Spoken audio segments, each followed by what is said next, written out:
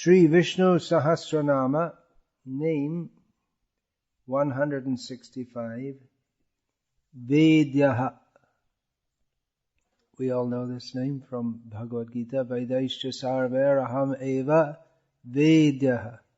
Krishna says, well, Srila Prabhupada translates this as by all the Vedas I am to be known.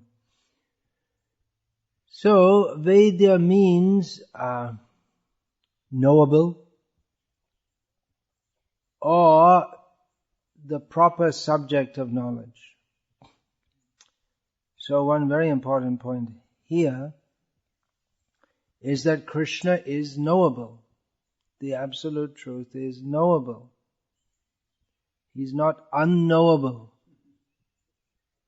as some people claim, that no one can understand what is ultimate reality. No one can know Krishna. No, he is knowable. One may also think that, well, Krishna, if he was there at all, if he wasn't just some mythical figure, then that was a long time ago, and those days have passed, so how can we know Krishna? But Krishna is knowable even now because he is eternal. We are eternal, and he is omnipresent at all times, at all places. He's eternal and omnipresent. And he is our very best friend. So there's really no reason why he's not knowable. He wants to make himself known. That's why he comes to this world.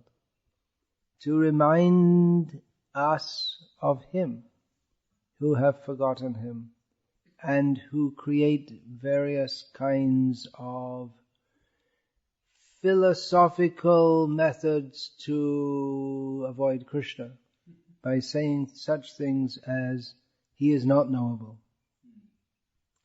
But he is knowable. Oh.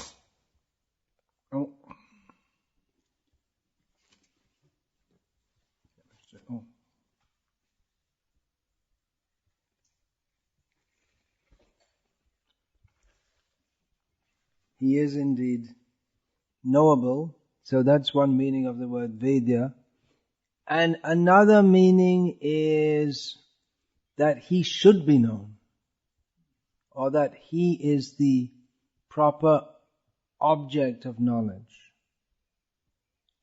So that tendency is there in every human to want to know, especially those who are more intellectually inclined. Many people, they're just content with eating, sleeping, mating, and defending. Or, in the modern age, also watching sports on TV, playing with their dog, and other such meaningless diversions.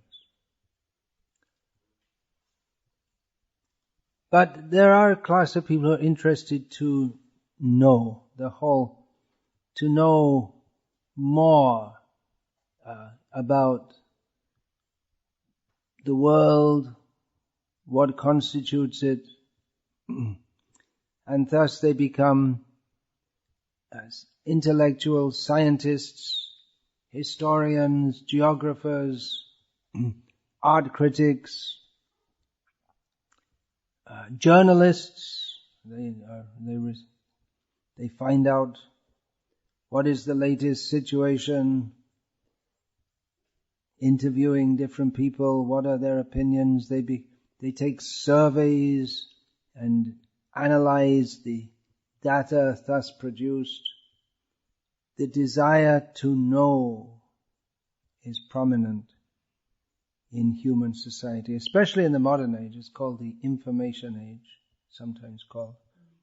because there's so much information available, especially nowadays through the internet. However, everyone's missing the point if they miss Krishna. The real object of knowledge is Krishna. If we know Krishna, then and we not only know Krishna, but know exactly who he is. I mean, there may be many people who know Krishna, just like in India, pretty much everyone has heard of Krishna, even today. But they don't really know Krishna or understand Krishna unless they take guidance from a bona fide spiritual master in a bona fide parampara. Otherwise they cannot know Krishna. But if one knows Krishna as he is, then yomam eva samudho janati purushottamam sasarva vidbhajate mam sarva bhavena bharata. Krishna says, one who knows me as the Supreme Personality of Godhead without doubting, then that person knows everything. So of course, Krishna is all-knowing, and the jiva cannot become all-knowing as Krishna is. But Krishna says that one who knows me knows everything. That means that he can understand everything in proper perspective. When we see the sun rising, we know this sun is rising. Why? Under the order of Govinda. Yachchakshuresha savita sakala grahanam raja samastu suramurti rashesha tejaha yatsyagyaya brahmati sambhrita kala chakro Govindamadi Purusham Tamaham Bhajami. The mighty sun is like the eye of the world, gives light to the whole world, without which the universe could not exist, gives heat and light, traveling on his course throughout the heavens. But that is all under the order of Govinda, the original personality of Godhead. So one sees the sun and realizes, now it's going on the order of Govinda. One sees the light of the moon at night and he knows that this is Krishna. Prabhasmi Shashi. The Krishna, he gives light as the moon. When seeing everything in relationship to Krishna, the sun, the moon, birth, death, happiness, distress of all living beings that we observe, we see our own also, the body aging and sometimes healthy, sometimes sick, and realize everything in relation to the knowledge given by Krishna, and realizing that everything is in relationship with Krishna. So, Krishna is particularly knowable by the Vedas. Vedaischa sarvaraham eva Vedyah. All the Vedas are meant for knowing Krishna. However, elsewhere we find Vedeshu durlabham. It's difficult to find in the Vedas. So what does that mean? Well, I discussed that in some detail just the other day, how all the Vedas are meant for knowing Krishna, but on the other hand, most of the Vedas, as Krishna himself says, this Traigunya Vishaya Veda, the Vedas are mostly concerned with the three modes of material nature. So it's a whole process. Not all the knowledge in the Vedas, at least as most people perceive it, directly reveals Krishna. So the proper object of knowledge, what is the proper object of knowledge or subject of knowledge? This is discussed in the Mundaka Upanishad, and Srila Prabhupada often quoted this line, spoken by one Shaunaka to Angira. Kasmin nu bhagavo vigyate sarvam idang vigyatam bhavatiti. A very good question. I wonder how many students ask this question in the universities. They don't come to this level of asking this very, it's the essential question, but maybe they never even think to ask it. It means, what is it that by knowing which everything else is known? There's nothing else to ask about. What is that? Presumably people don't even think there is, or can't imagine that there is even such a phenomenon, that by knowing which everything else is known.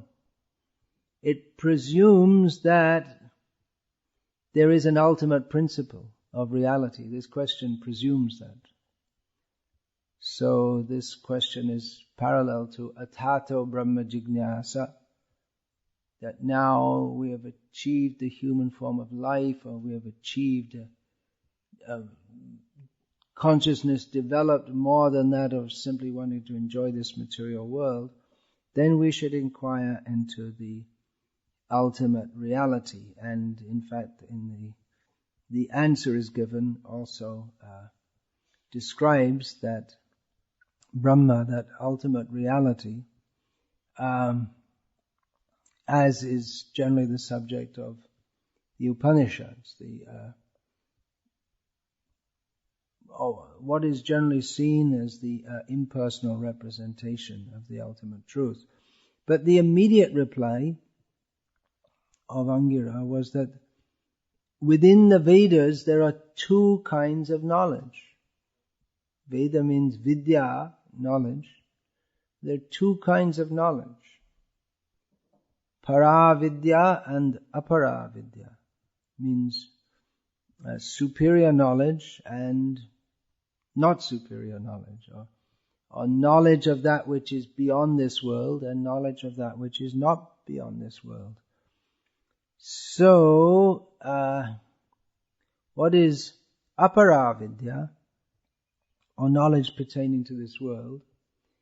That is described within the Vedic corpus as the Rig Veda. This encompasses the Rig Veda, Yajur Veda, Sama Veda, Atharva Veda, then the 6 Vedangas, Shiksha, which means proper pronunciation, phonetics, Kalpa, rules for rituals, Vyakaran, grammar, Niruktam, which means the meanings of words derived from their roots, etymology, Chanda, the proper meter, Jyotish,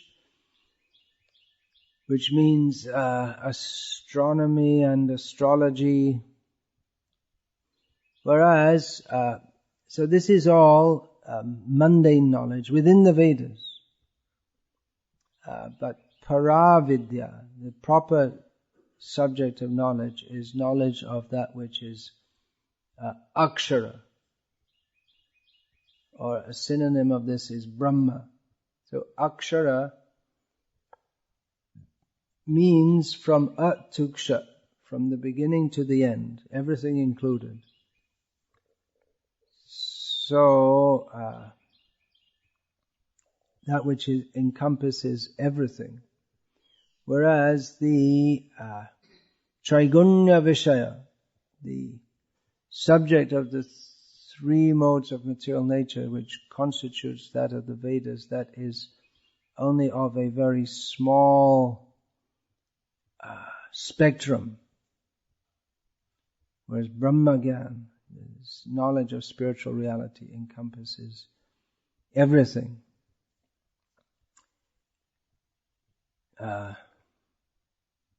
So that is ultimately, of course, Krishna. Krishna is that's the whole. But there's Vishnu Sahasranama, this by giving this name Vedyah. Already the name has been given for Vishnu as Veda. So Vaidya, it emphasizes that that which is described as in the Upanishads in an impersonal way, that is ultimately Krishna. Yadadvaitam brahmopanishadi tadapyasya tanubha ya atmantaryami purusha iti so syangsha vibhavaha shadaishvarya purno yahiha bhagavan saswayamayam na chaitanyat krishnaj jagati paratatvam paramiha. The invocation of Sri Chaitanya Charitamrita includes this statement that what is described in the Upanishads in an impersonal way is but the effulgence of his body. The Paramatma, the indweller within everyone's heart, that is his one feature, localized feature. Who is that? That is Krishna, full of 6 opulences, the Supreme Personality of Godhead. And Chaitanya Mahaprabhu is none different from him. Now this name, Vedyah, this is the first of 10 names given in one verse. And beginning from this name, Baladev Vidyabhushan, in his commentary on Vishnu Sahasranama, he links all these names to the appearances of Vishnu in the famous pastime of the churning of the milk ocean, in which the Lord appeared as Vishnu himself, as one of the demigods, pulling the rope, Vasuki, the rope, as Kurmadev for balancing, the pivot for Mandara mountain, as a multi-armed form on top of Mandara mountain, and as Mohini Murti. So, Baladev describes that this name Vedyah means he who gave nectar to the demigods and removed their poverty.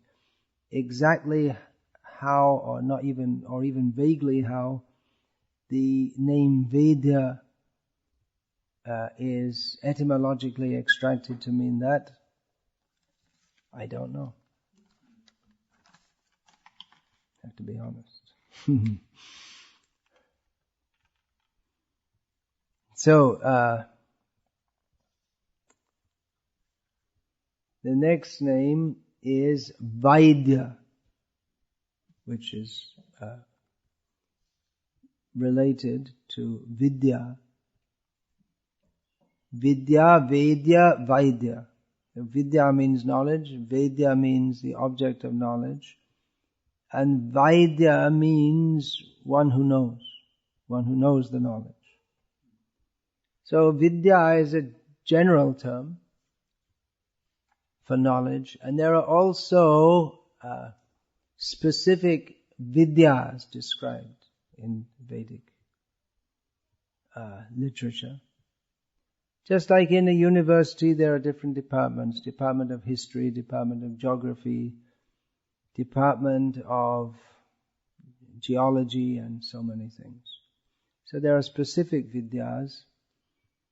So one this name Vaidya is, of course, can be given to anyone who's knowledgeable, apart from Krishna. Although no one can be as knowledgeable as Krishna. Vaidya is synonym for doctor. In the Sanskrit term means doctor. The doctor is supposed to be very knowledgeable. You wouldn't want to go to a doctor who's not knowledgeable, especially not a brain surgeon. You only need a brain surgery and you go to someone who says, well, I'll give it a try. I think I heard something about that sometime. It's a very precise knowledge and expertise is required.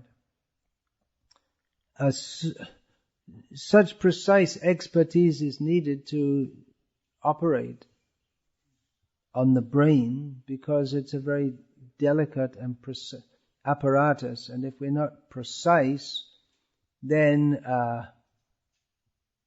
you're going to have a mess. So, if we consider the whole universe, how precisely it needs to be set up, according to our friends, the atheistic scientists. Well, we're not very friendly with them. I'm just trying to be polite here. According to them, the conditions required to set up the universe are such that there are certain preconditions necessary for the Big Bang. And what came after the Big Bang? There are certain conditions necessary after the Big Bang so that we're all sitting here today. Intelligent life. Life and intelligent life. It required so many preconditions, every one of which is highly improbable. They say it themselves. That to have such and such a condition, there's a certain amount of all these chemicals in the right proportions, the possibility of that is 10 to the minus and put another very big number after that. So it's very unlikely. And when you put them all together, it becomes 10 to the power of minus, and you put some figure which will stretch round and round the globe a few times if you write down all the numbers. So it's practically impossible. I mean, that's the obvious conclusion. That it comes into being by chance. But if it doesn't come into being by chance, then it requires a designer, a very intelligent and capable and knowledgeable designer. So what kind of knowledge must he have in order to produce this world with all set up in such a manner that it goes on? Gachatiti jagat, that which keeps on going, that which is always moving, that is the definition of jagat, of the universe. So, Krishna, it's not that he had to study and sit down and make some drawings and then think about it again and then work it out a bit more and say, okay, we're ready to go now. I think we can have a try at making a universe now. I think we're all ready. What do you think, Lakshmi? And you say, well, I don't know. Anyway, take your breakfast. It's time for breakfast. But rather, that knowledge is inherent in him. A level of knowledge which we cannot even begin to fathom.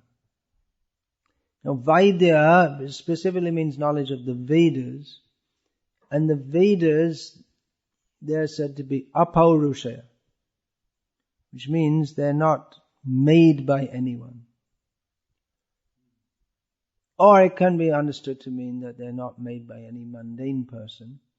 But another way we can also say they're not made by anyone, even by Vishnu himself, because they always exist as he does. In one sense we say, well, everything comes from him, but in another sense they always exist. Just the existence of a phenomenon means that simultaneously there is knowledge about it. It's the knowledge about it simultaneously exists with it, somewhat independent of it. It's dependent and independent. Just like this book is so many centimeters in dimension this way, so 3 dimensions. So the fact that it is this, what would we call that, deep, this wide and this long, that fact, or that the paper is the paper is more or less a white color, that these are facts about this book which they're just there because the book is there. So similarly, knowledge of Krishna, the Vedas, is always there because He's there. But only He properly understands it, because it's extremely complex. If we see this whole world is extremely complex, and how much more complex is the Maker? It's not that a more complex system will arise from a less complex one. That's even the scientists theoretically understand that. Although they say the whole universe came into being out of nothing, which is a pretty stupid theory. There's even a little video clip I saw of this Richard Dawkins, who's a great proponent of biological evolutionary theory, which says that by chance mutations of organisms, the various species develop and improve and then convert into other species, which requires an increase in the information content in their genetic code.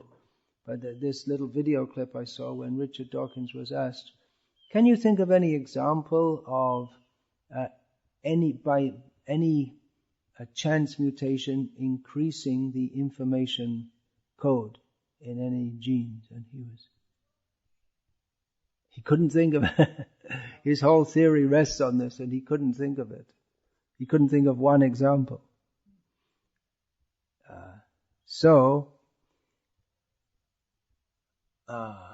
That this universe, with all its complexity, comes from which is practically beyond our ability to understand hardly anything about it whatsoever. And even when we think we've understood something, and then the scientists do more research and find out, they're always finding out that their theories are wrong or incomplete. Or they have this idea that the laws of physics should apply everywhere, in all times and all places and all circumstances. But then they find something or the laws of nature which they've discovered. But then they're always finding out exceptions which undermine what they think is a solid law. Just like, for instance, they thought that organisms couldn't exist at a temperature above boiling point. But then they found there are organisms, and of course Prabhupada, he always said that before they discovered this, that there are living beings in the fire. That the theory that all germs are destroyed by boiling. If you have, for instance, some medical apparatus and you're supposed to sterilize it by boiling it, but Prabhupada said there are living beings that exist in very high temperatures. So now they discovered that to be true. How did Prabhupada know? Because he's Vaidya, he knows the Vedic knowledge. So Krishna, he's the most knowledgeable. He knows the Vedas, which are about him.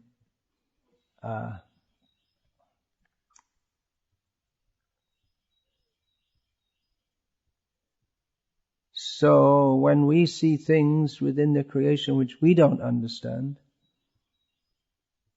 we can either glorify Him,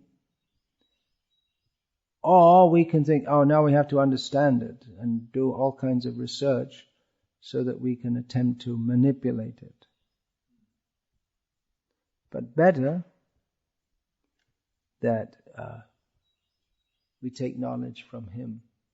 He is Vaidya, doctor. So He gives the proper direction. Of course, a doctor in the modern age means someone who simply treats disease, but a much better doctor is one who teaches us how to be free from getting disease in the first place. There's no such. Preventive medicine is not part of the medical, or it's a very small part of the course in medicine, because if you taught people not to get sick, then the doctors wouldn't have a job, and then what would be the use of their studying so much if they can't squeeze all the money out of people and make themselves rich? So Krishna gives the knowledge. Of course, everyone in this world is sick, but Krishna gives the knowledge by which we can save ourselves, or we can take precaution against falling into the darkest ignorance. So the whole Vedic direction, social directions, human society should be divided like this. The Brahmins, these are their duties. The Kshatriyas, these are these duties. The Brahmins are to be respected like this. Kshatriyas are to be respected. Vaishyas, Shudras, they have their roles, the roles of women, how children are to be treated, all kinds of directions are there. From the Vaidya, from the proper doctor. So he gives the proper medicine for getting free from birth and death, which is the real disease of material existence.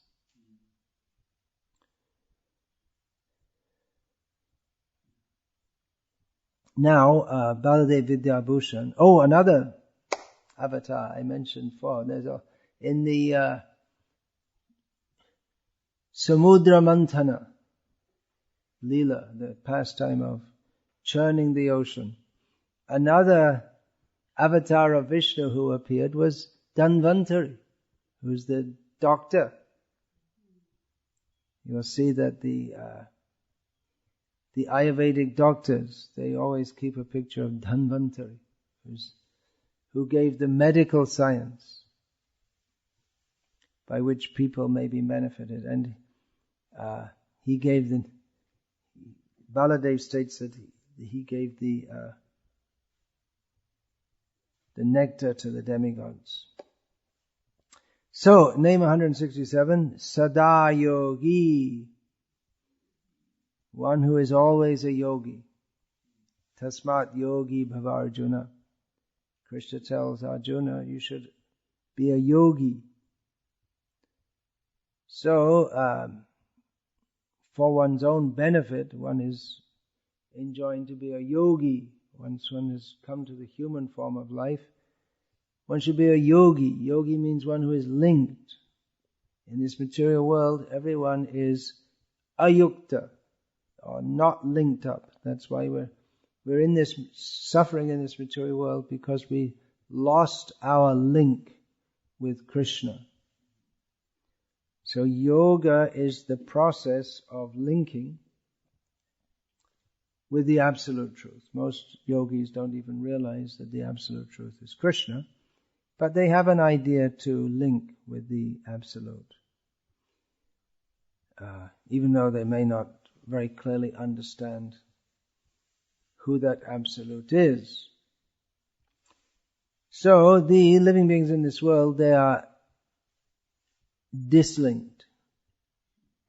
But Krishna is always linked up. Even though the conditioned souls, they reject their link with Krishna, but Krishna is very kind to keep a link with us. He doesn't reject us. He lets us play out our game of being separate from Him, but He remains linked to us and goes with us wherever we go. Just like the prisoners in a prison, they are dislinked or disconnected from mainstream society due to being criminals. But the government still keeps a connection to them and gives them the opportunity to rectify. So, Krishna is particularly always linked with his devotees. The devotee should never think, I am alone, there's no one to help me. Devotee knows that Krishna is always with him in all circumstances. And devotee is never afraid because he knows that Krishna is looking after me. Whatever happens, Krishna is so kind, He'll always be with me. Krishna is linked with everything. He is the linking factor. The scientists now, they claim to have found what they call the God particle. But you may say that, but there is actually God Himself who holds everything together, who links everything together. How is everything all linked together? Well, they may say gravity holds everything together, but there are lots of problems with the gravitational theory, to solve which they have invented invisible matter, which is supposed to constitute most of the matter of the universe. You don't know what it is, but it's there somewhere. So it's, as Srila Prabhupada also informed us, it's not gravity that holds everything together, it's Krishna. By His energies. Parasya Shakti Vividhaiva Shruyate Swabhavaki Jnana Balakriyacha. By His energies, by His multifarious energies, He holds everything together. He is everywhere. So He is linked, He is everywhere and He's linked with everything. So, Krishna is particularly linked with Srimati Radharani. He is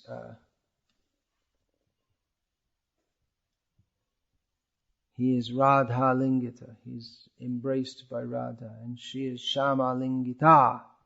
She is embraced by Krishna. So they're always linked with each other. They're always united. And even if by force of circumstance, which may seem to be stronger than Krishna, how is that possible? Is Krishna servant of circumstance? Well, yes, he becomes subservient to his Leela Shakti. So, he may appear to be, he's separated from Radha, but by intense feeling and thought, he's always united with her. Another meaning, there may be so many meanings, here's another meaning. He is always attainable. He's always there for us to link with. So in that way, he's also Sadayogi. He's just like he's knowable, he's also attainable. He's always there. We may reject him for many millions of lifetimes, but he's always waiting for us to turn to him.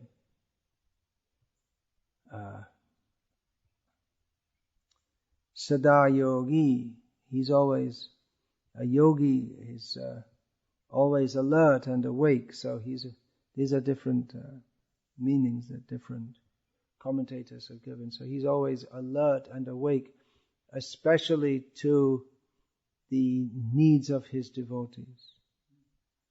We sleep, he doesn't sleep. He's always awake. So, sata, another meaning can be sataha ayogi. So, it can also mean that he's dislinked. In another sense, he's dislinked.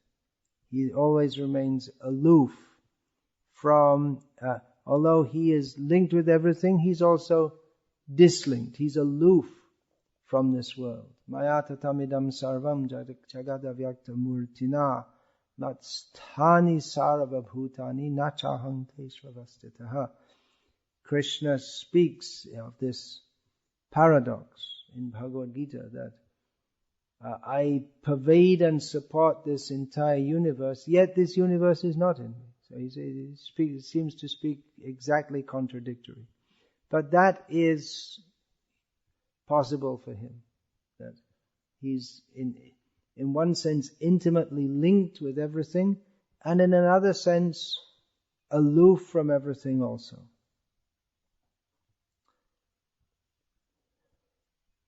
He always, another way in that he's always dislinked. He's always dislinked from the endeavors and the attitudes of the demons and the atheists. He has nothing to do with that. Even though he is upadrashtanumanta cha, he sees everything and he allows everything, but he's not involved. He doesn't approve of the activities of those who are non-devotees, and particularly those who are extremely sinful. He's always a yogi because he's always in meditation. He's always thinking about himself, his devotees, and everything in existence. Another meaning, yogi, samatvam yoga uchyate. In Bhagavad Gita, Krishna says that samatvam, or equanimity, that is yoga. That means that one is always equipoised. One is not elated when there's cause for happiness, and not distressed when there is cause for distress. So such a person who is of steady consciousness is called a yogi. That is called a yogi. So in this way he's also a yogi. So yogi, well, there are three kinds of people. There's the bhogi, rogi, and yogi. You've maybe heard that recording of the lecture in which Srila Prabhupada says that one who passes stool once a day is a yogi, one who passes stool twice a day is a bhogi, and one who passes stool more is a rogi. So devotees were laughing. When they heard bhogi, they thought that means someone who's bogus, and rogi means someone who's a rogue. But actually bhogi means a sense enjoyer, and rogi means a diseased person. So, a yogi is someone who is,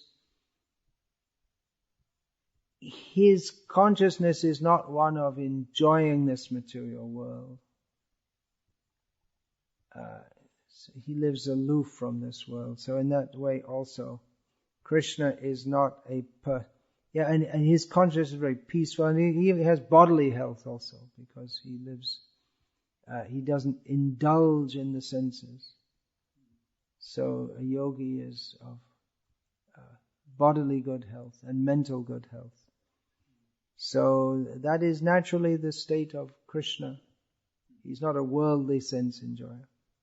Of course, he's also the greatest enjoyer, but not a worldly sense enjoyer, not interested in this very low-class, mundane sense enjoyment. Baladev Vidyabhushan, he interprets this name to mean one who always acts for the welfare of the demigods. So particularly that became apparent in so many instances, but in the churning of the milk ocean. That was seen how at every step the demigods who started off in an inferior position to that of the demons, the demons had outfoxed them. So Vishnu helped the demigods to regain their position of superiority. So there are 3 more names from the 1,000 names that Bhishma Dev spoke. And how many names are there of Vishnu? Unlimited names. And devotees, they can even make up names. Just like, I don't know, but you won't find this. Probably Bhaktivinoda Thakur has made this name, Yogindra Vandana. May not be anywhere else. It's a good name. And one name is there, Bhakti Vinodashray. That's a name Bhaktivinoda Thakur made up. Made up means not exactly made up, but we don't see it anywhere else. So there are unlimited names of Vishnu. So there are 3 more there. Vedyah, Vaidya, Sadayogi. Hare Krishna. Any question about this? What is the name for Krishna always acts for the welfare of the demigods? Acts for the welfare of the demigods? Well, this one, Sadayogi. That's how Baladev Vidyabhushan interprets this name. Exactly how that is derived, I can't say. Yeah, okay. Well, always is there, Sada, Yogi, acting for the welfare. Well, Yogi, practically that name could be interpreted practically anyway. If you say to link, it's just who or what to be linked with. So